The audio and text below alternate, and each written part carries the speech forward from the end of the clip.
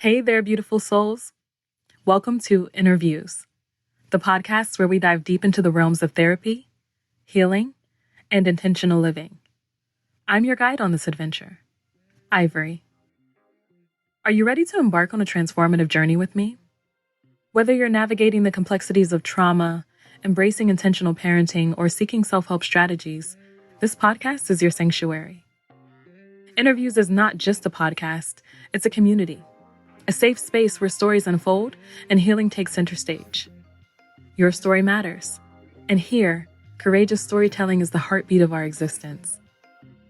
We'll be exploring powerful themes like healing, navigating the intricacies of foster care, the strength found in survival, the beauty of reclamation, and the pure bliss of joy. So if you're ready to join hands with a community that understands, subscribe now. Let's walk this path together because the journey toward understanding and well-being starts right here, right now. Welcome to InnerViews, where every step is a celebration of your resilience and a testament to the incredible strength within you. Let's make this journey unforgettable.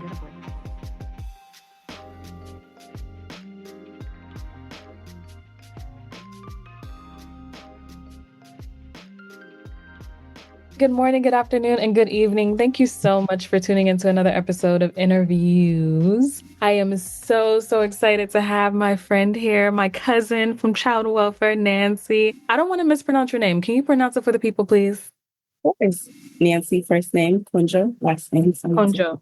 Okay, thank you for being here. I haven't seen you in forever, and it feels like home to see you, though. I feel like we really connected. I think this is the first time we actually had a conversation. We were sitting in this really beautiful hotel lobby. Do you remember this? Mm-hmm. Yeah. And we were just talking, and it was like late at night, and there were a lot of people around, but we were having a really, really good conversation. And the hotel lobby was really beautiful. It was a vibe.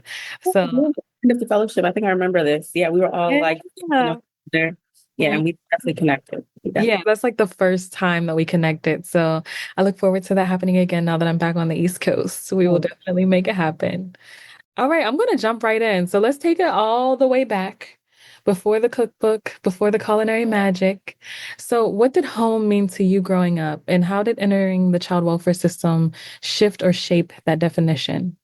Wow, I didn't know you were going to start out like this. Hitters, too much too soon.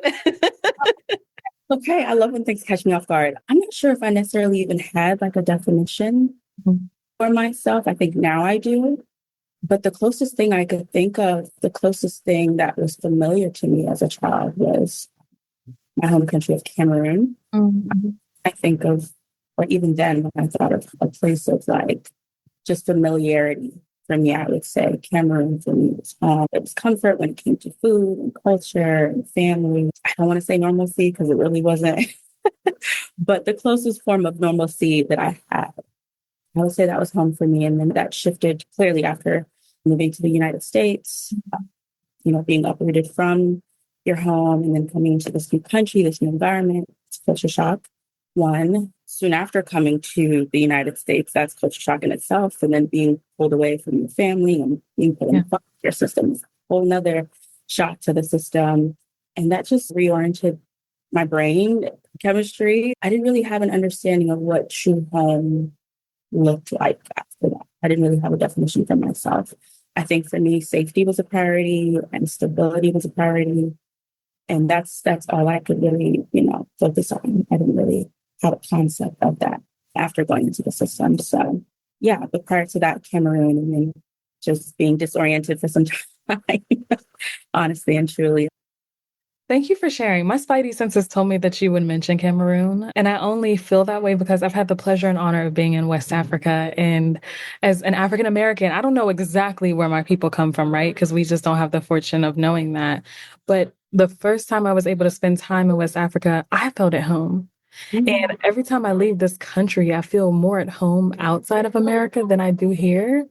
Very few people understand that about me and why I love to travel internationally. I feel safer outside of America than I do here. And there's something about being, for me, in rural West Africa, not like where all the, big city areas are and the building. I like being in rural West Africa. It feels so peaceful to me. I feel like my ancestors can like talk to me louder there. And it just feels so much like what I imagine home would feel for like people who didn't have child welfare experiences, right? So I kind of felt like I knew that you were going to say that. Thank you for sharing. And listen, hey, if you ever want me to come to Cameroon with you, just let me know. Well, I'm ready. I mean, Cameroon has a lot going on right now, but Ghana, surprisingly, more recently has become like my second African home. Yeah. I feel that sense of peace that you talked about when I'm there. When I go back to Cameroon again, I feel like I get those feelings back. Because right now, especially in the region that I'm from, there's a lot of instability. It's not what I would want for it to feel like right now, but I know what you're speaking of. Definitely in the more rural areas, like it's very calm, very still. Very calm. A lot of, electricity and like high-end, maintenance, but like you feel at peace. And like you said, I personally also feel like I can more clearly hear my ancestors speak to me. Yeah. I mean, hey, we did not always have electricity when I was out there. We didn't have an abundance of water. We went and brought it as much as possible, but it didn't matter. It was like, I don't even need electricity right now. Like, for what? It was just so peaceful and beautiful in a way that I've not experienced America be. Just untouched by civilization, untouched by the chaos of capitalism and all the noise that brings with it. It makes me sad now because I haven't even gone out the country yet this year. So let me get us back on track. Let me get. Oh, wait, I wanted to ask you. Okay, so you said Ghana is like your second African home. Are you going to buy property there? Because I know that they've made it easier for African Americans to buy property and to kind of go over there and do business like things. So is that something that's on your radar or of interest to you? Yeah, I have all of my folders ready with, real estate. Like I'm ready. Like, Okay, I yeah. just need to build the capital. And once I get it, I'm out of here. Yes, listen, hey, I'm here for it. I'm here for it. That is the goal. I would love to own property in another country. Listen, low key, that's why I date foreign men so that I can. Yeah. Yeah. Okay, because that's neither here nor there. Let me get us back on track. You said that you would like to share a road premiere with InnerViews. And so you mentioned exclusively sharing your child welfare story with us for the first time ever. And we are honored. And I want to hold a safe space for you. So can you walk us through your journey, share as much or as little as you'd like? What parts of that experience still show up in your kitchen, in your joy, in your healing, in your life? Walk us through it, and how does that impact how you show up today? How did it impact your work with this cookbook? How does it impact every time you step into the kitchen, when you think about your healing and life in general? Just how does it show up and touch everything about you? So a brief synopsis. Let me see. Oh, so much has happened. But yeah, as originally mentioned, born and raised in Cameroon until the age of eight and a half.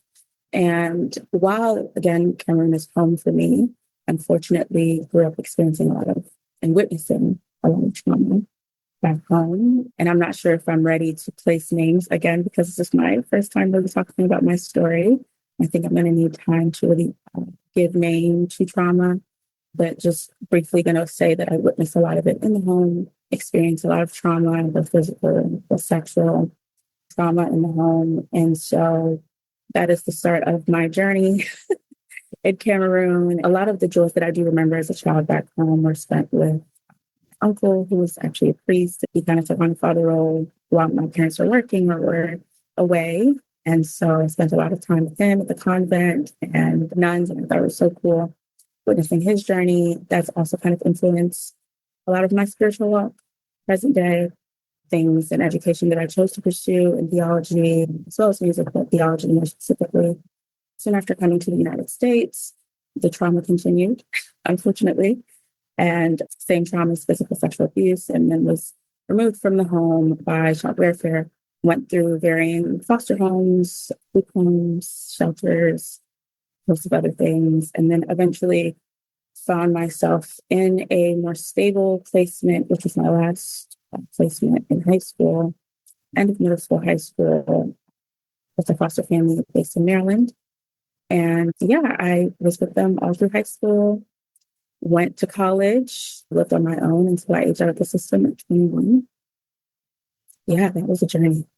That was a journey. And while going through that process, I was lucky enough to get involved in certain programs and fellowships and youth advisory boards, foster youth needs, which eventually led me to the program where I met you some years down the line after aging out. But, just kind of keeping up with the system and what certain foster youth are going through in the system and trying to aid in any way possible to give them voice as they're in the system, aging out of the system. And so I would look for programs and try to connect and just kind of speak to my experience in that way. So yeah, that's a brief history of my time in the system. And then how I came into writing this cookbook and how it kind of speaks to that and reconnecting to my roots is that when you're living alone in college, you start cooking for yourself.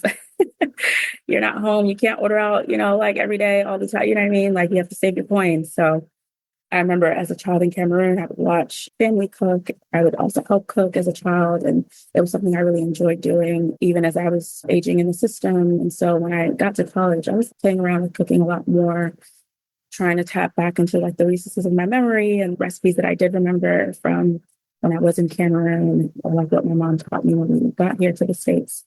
And so just like trying to refresh my memory on certain recipes, YouTube, like doing research.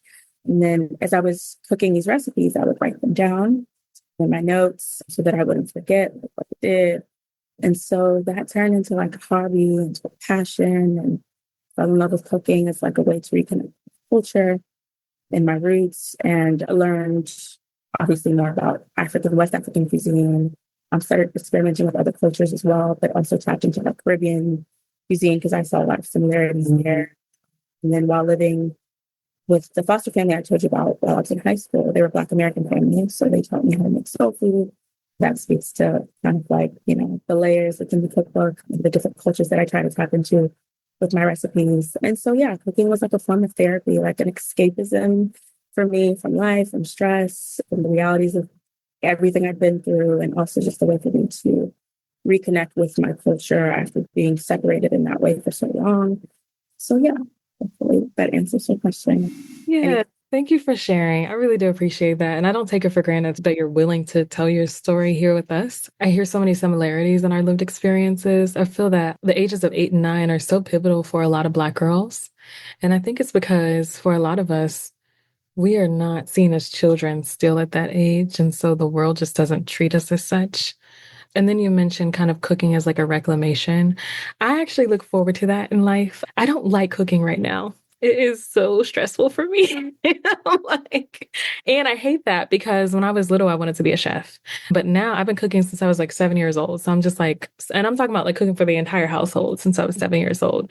So it is just such a chore to me. And I look forward to being at a point in my life where I don't have to work so much and I can have the energy and the passion to cook and to sow love into that. And so it sounds like you've been able to use that and leverage it almost as a healing modality, as you mentioned, but almost also as a reclamation of your experiences and an homage to your life when you were in Cameroon and your life here and the different stages of your life here. And so that's a really beautiful, cool thing. Thank you. Yeah, yeah, absolutely. All right. So from Cameroon to the kitchen, you're repping Cameroon very proudly. Okay. You're making them look good, honey. You're making them look good. That's right.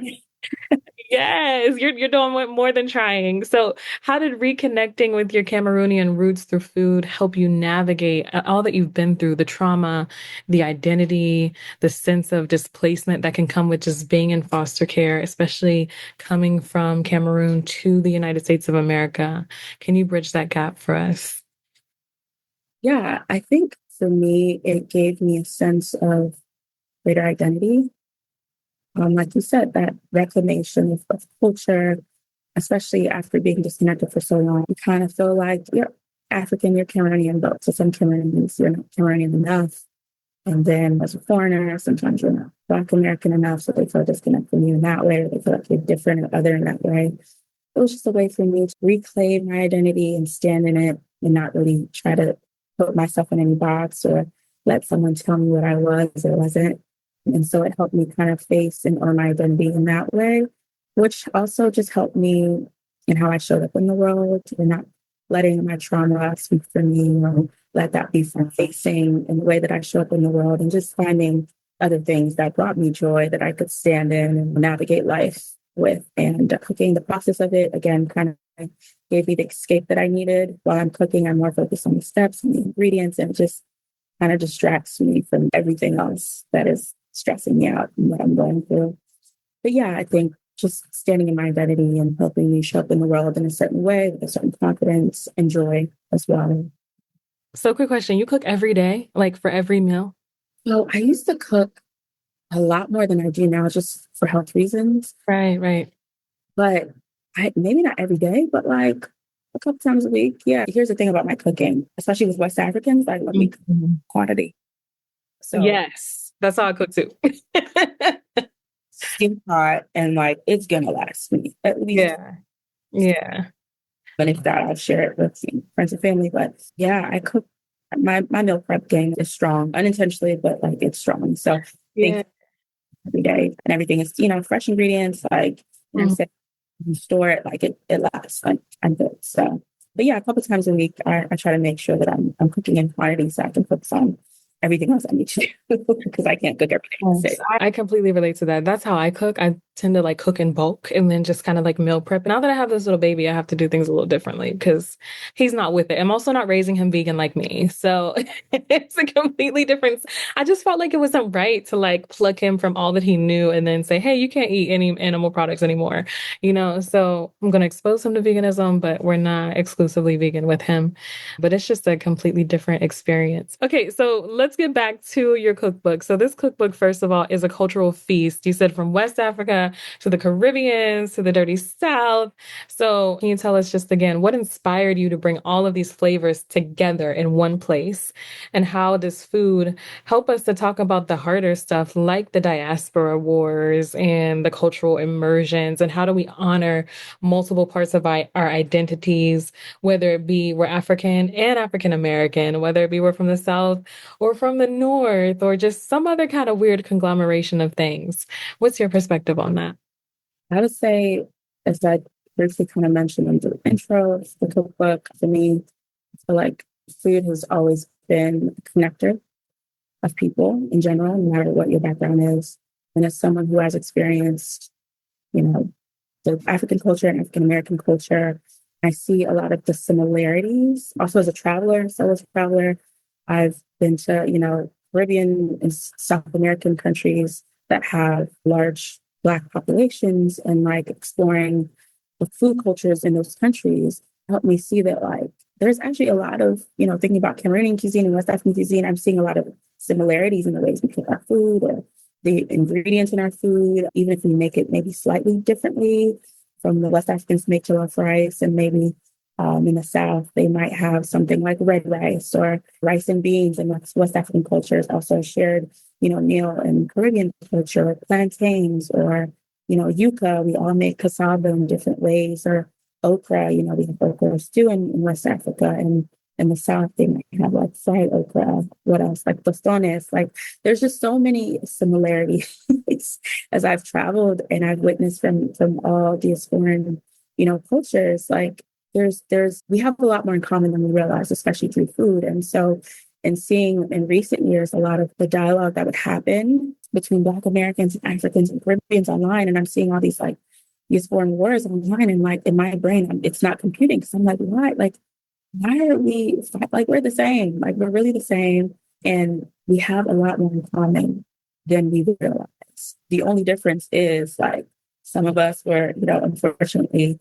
kidnapped from our homes and, brought on a boat and dropped off on these varying islands or land space. And we had to kind of look for ourselves and create new cultures within these grounds. But like end of the day, like we are the same people, right? And it shows up in food and culture and music and dance. And the closest thing to me that I felt would be a good unifier based on my experience and what I enjoy doing in my hobbies was food. And so I thought maybe this in my brain, as I was putting together these recipes into the cookbook, I thought it could maybe be a way to bring us together, maybe have these harder conversations over, party meal, and kind of just, put it in front of us, seeing not just like, hey, yes, like you make jambalaya and I make, gumbo, and, I have, okra stew, and like we have similarities in this way, but also like you feel this way about this and why, like coming from this culture, how can you speak to this from your background that I may not be seeing, right? In these varying ways, just not in food, but like in perspective. And how can you overcome these differences based on, maybe things that have been perpetuated to us from these Western countries that we live in that have, forced us into isolation so that we can stay away from each other, right? Because it's clear we're still connected in these ways. Like we can look at it through food, we can look at it through music, we can look at it, through dance. So obviously there's a unifier there.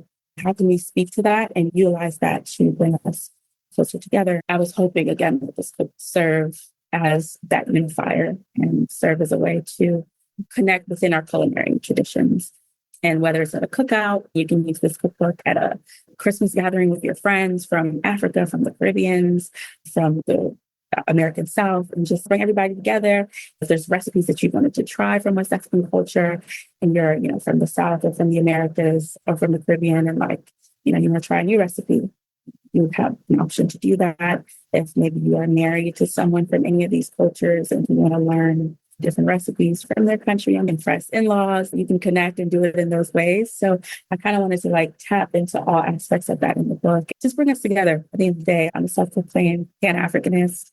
And so, I felt like food would be the best way to bring us together over a table, fellowship, and just have those hard conversations to bring us closer together and show us that we are, we're better together when we work together to overcome a lot of these systems that we are forced into. I kept thinking when you were talking about how we really truly do have so much more in common than not. And I really realized that when I had first gone to West Africa. I went to Nigeria with my ex-fiance and I was there for like a month. And then I came back and I was teaching in the South. Some people believe Texas is the South. Some people believe it's not. I consider it to be the South as a Northerner. And so I realized, I was like, oh my gosh, as an English teacher, I realized kind of the linguistic similarities between West Africans and the way that they use language and the way that Southerners use the English language. I noticed that there are a lot of similarities in the food dishes themselves, the cuisines, the use of rice, the way that we leverage seasonings, right? Our use of proteins and how we incorporate them into the meals and the vegetables. It's like sometimes if you take a dish from one culture to another, you might not really be able to tell the difference until you taste it. And then there's just that differentiation in the seasonings and the spices and how they're used and leveraged. Aside from me, because I'm just strange, a lot of people really love and enjoy food. I see food as medicine because of my chronic illness. I have type 1 diabetes. And so everything I eat, I have to think about it and calculate it and just really be intentional about it. But for most people, food can be really, really fun and just a really, really carefree situation. That is a really, really beautiful thing. And I hope that go out and purchase her book, y'all, her cookbook, and then come back and tell us about your favorite recipe, okay? So speaking of recipes, what recipe in your cookbook would you say most represents your resilience story? The dish that says, I made it, I survived, and what memories or feelings does it carry for you?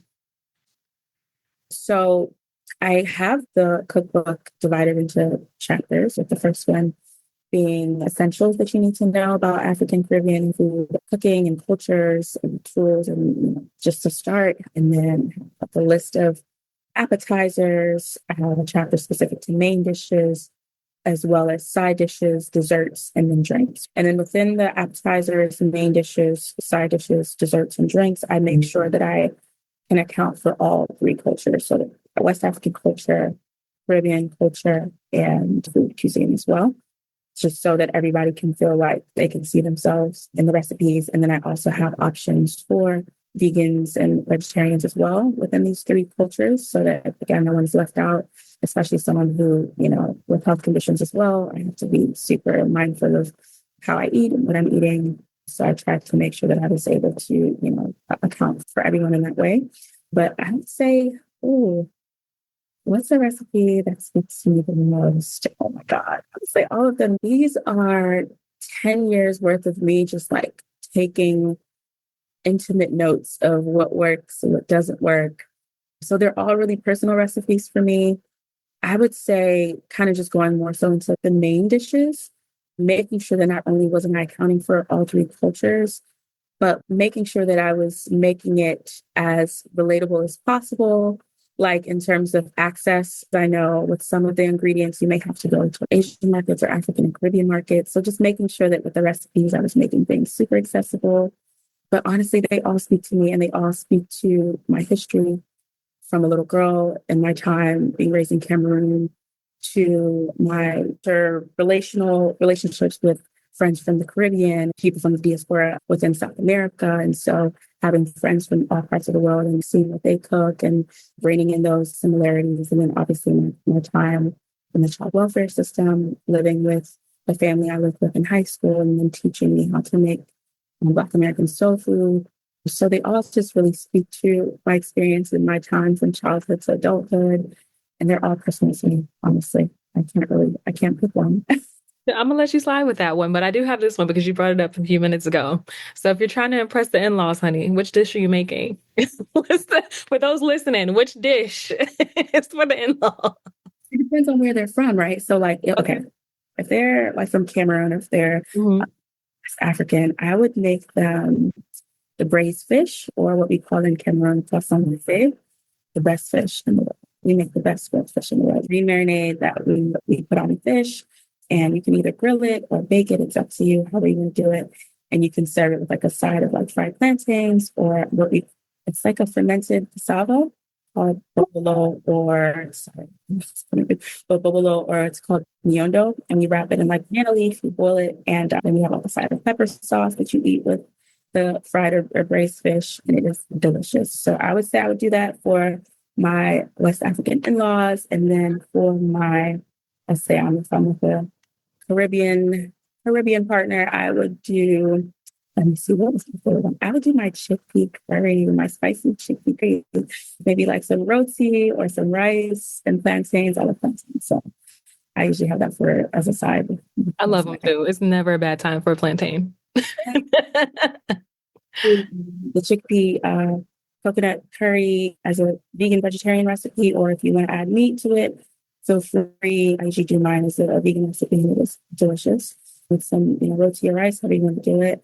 And then for soul food, I would do a mashup of like the fried chicken, the candied yams, collard greens, and cornbread. I mean, that's a classic.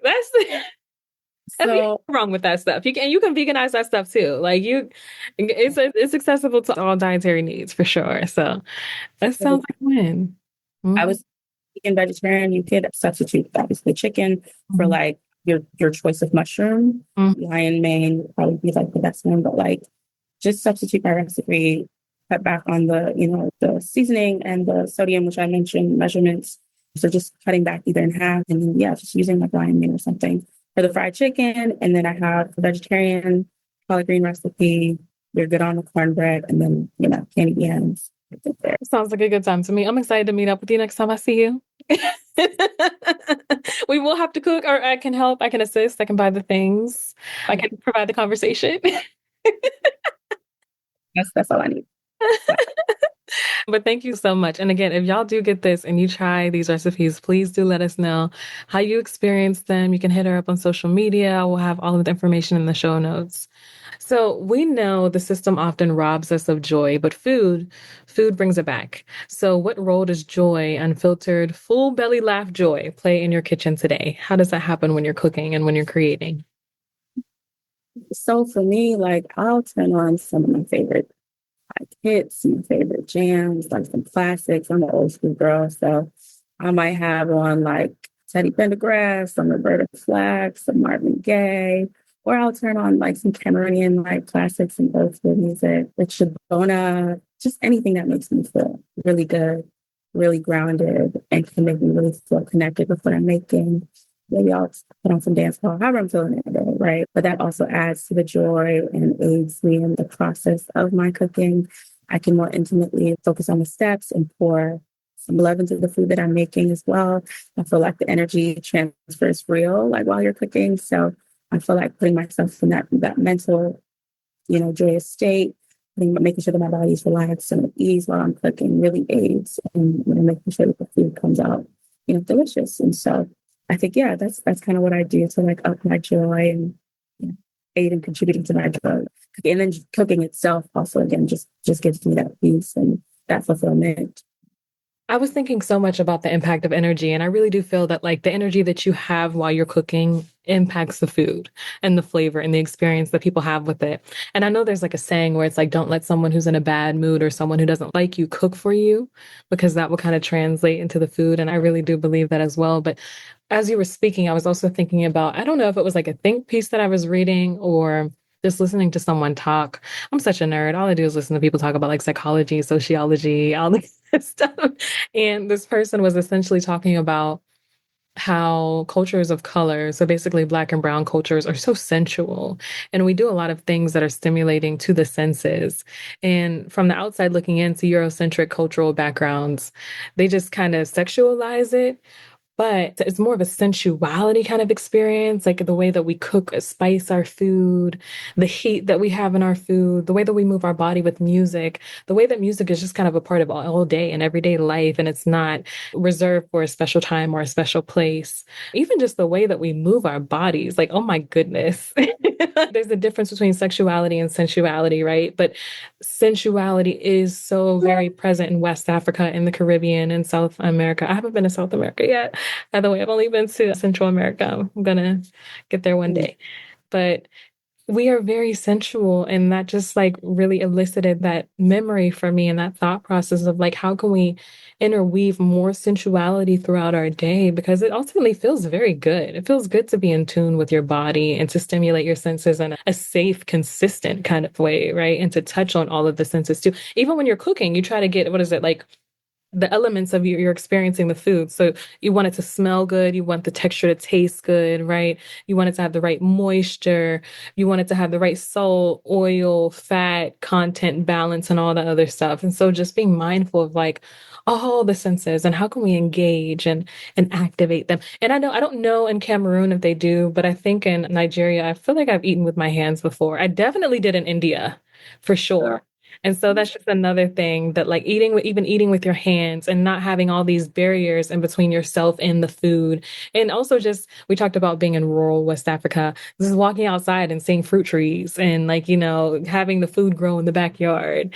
And so, yeah, it's just a really lovely experience. If I could just,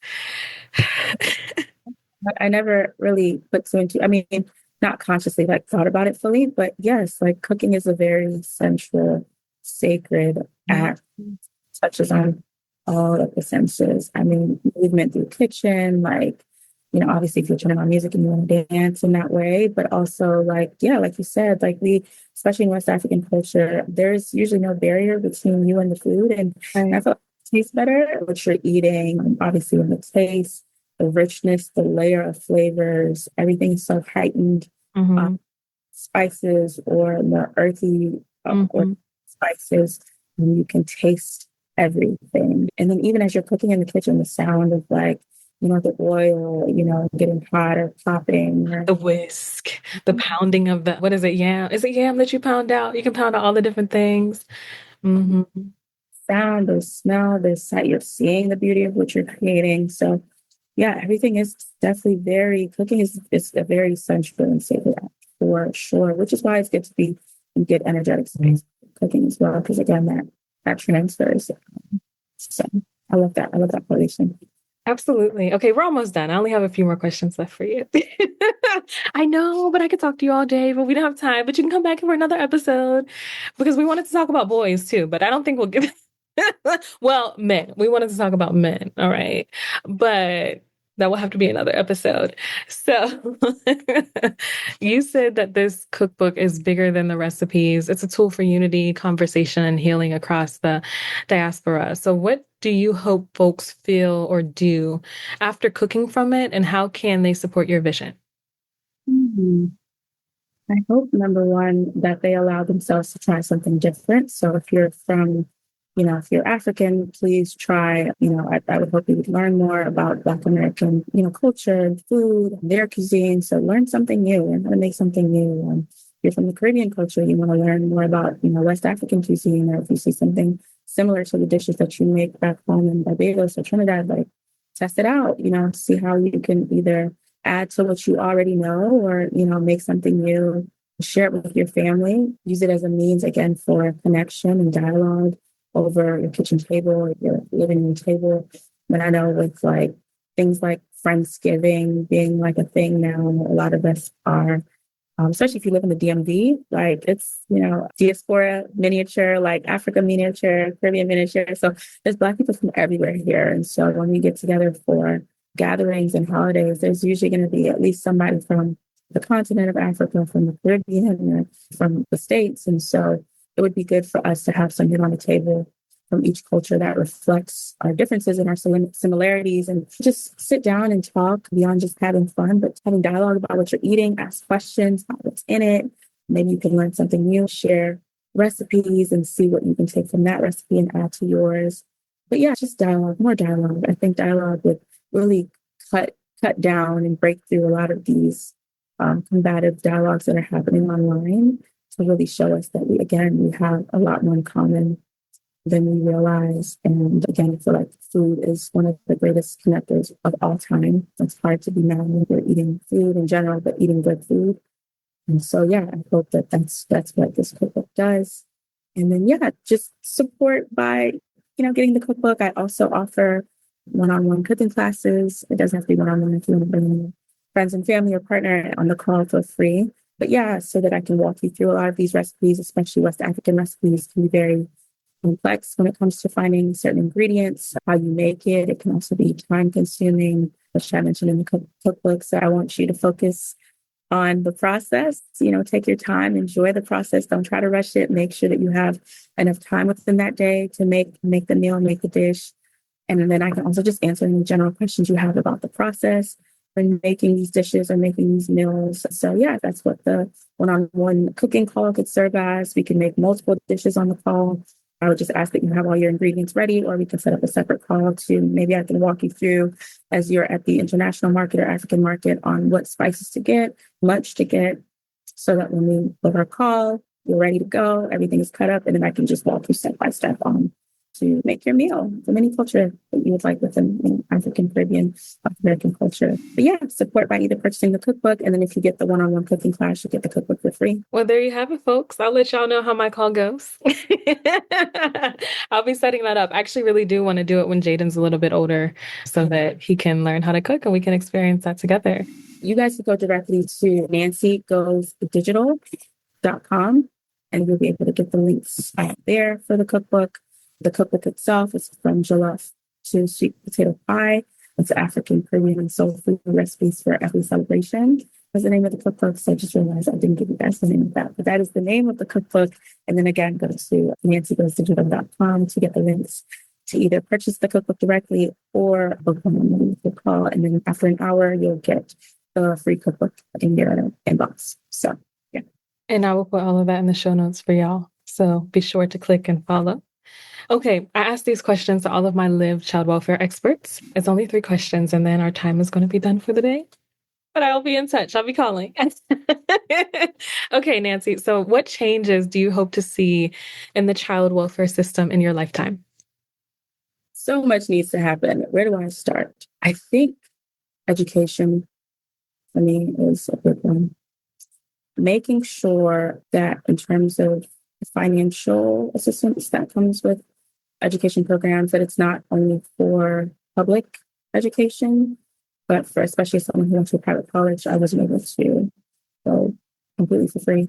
So I think that was the big thing for me that I realized that I was trying to advocate for, making sure that when it comes to educational funds, that foster youth or those who've aged out have access to free education. I think the second one is housing. Making sure that we have access to housing. We're able to be housed. And that's like a guarantee, not just like, oh, like you have to apply for this and do this and do this. And we're just like, we've gone through a lot. We need housing. We need housing. I would say education, housing, and then some form of like career support development on a more consistent basis. But not just specific to like corporate environment, but whatever someone's passion is, and making sure that there are programs to assist foster youth and youth who've aged out in having tangible ways to access and do the things that they want to do so that they can feel fulfilled in the life that they're living and live out their true purpose and mission in this world and in this life. And so Yeah, I would say those are the three things I would try to prioritize so that we can really have and really focus on our own autonomy and independence separate from governmental support and just help us eventually just fly on our own. And I think education, housing, and then career support in any field would help us do that. So. Thank you for sharing that. Please don't get me started on my student debt because what what neither here nor there. Okay, moving on. Overall, what advice do you have for people with lived experience in general? It can be people who have aged out or people who are in care right now or people who will find themselves in care and be listening to this podcast. What advice do you have for them? I feel like this might sound cliche, but like if you can stay true to yourself, whatever that means, and it may be a process of discovering who you are first and like finding yourself, but fight to figure out who you are first, and then everything else can slowly start falling into place. But you have to know who you are to like navigate this world. Like, we've already been through a lot, and to have that trauma and that baggage on your shoulders and not know who you are is going to be hell. So please figure out who you are, what you're called to do or not do, and figure out how to do it well. But yeah, I think that is, and then like follow those pursuits. Like whatever you discover is your passion, is your calling, stick to it. I know money and survival is like important. I get it. And like do what you need to do to make sure that you can survive and you can live and you can pay those bills, but also don't give up on like the things that bring you joy. And if the things that bring you joy, like grant you access to a lot of money, like even better. But like for someone like me who pursued music and theology, what was I thinking? But also I like did not know that. Oh my goodness. Okay. yeah, I studied music and theology undergrad, and then I started my master's in theology as well. I haven't finished my master's program, but yeah, that's what I've continued on. And it's just because it's for me, not because I want to make money off of it. Like, Mhm. stay true to what, you're passionate about, figure out who you are, and then walk in that, own that. And I promise everything else will like fall into place. So that's what I would say. And I hope Beautiful advice. That is, and I'm coming to realize at this old age of 34 that some of the best aspects of life are cliche and simple, right?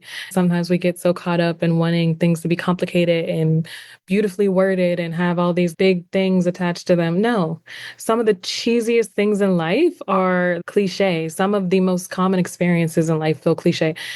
Weddings make me feel that way, right? There's so many cliches that happen during weddings, but when you're there and in the moment, it doesn't feel inauthentic at all. It feels incredibly real and incredibly true. And so it's okay if something comes across as cliche. It's all right. It is okay. All right. My last and final question for you, dear. Thank you so much again for being here. Please go out and support Nancy's cookbook, From Jollof to Sweet Potato Pie. Everything you need to know will be in the show notes to connect with her. We just are so grateful for you being on InnerViews. And hopefully, this is not the last time that you're on InnerViews. So we look forward to having you again. Okay, so last but not least, who are you without the trauma of child welfare? Oh God, these questions. Jeez. I would say without the trauma, I am someone who's intuitive, someone who's grounded, someone who is tenacious.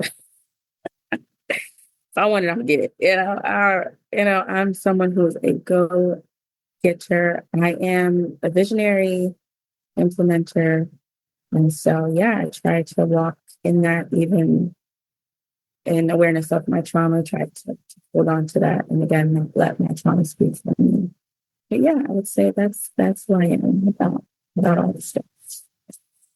Thank you so much, Nancy. I appreciate you. I'm giving you some virtual flowers. Here you go. Thank you for just being beautiful from the inside out and for sharing your world with us through food, through culinary cuisine, art.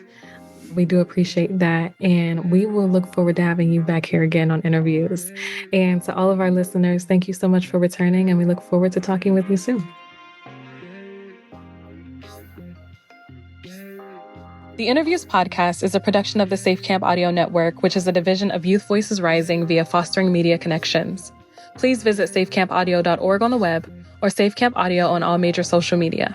This podcast was produced and mixed by Christine Onjoko. If you enjoyed this episode, we'd love it if you consider sharing, subscribing, and or giving us a 5-star rating on Apple, Spotify, or wherever you download your podcast.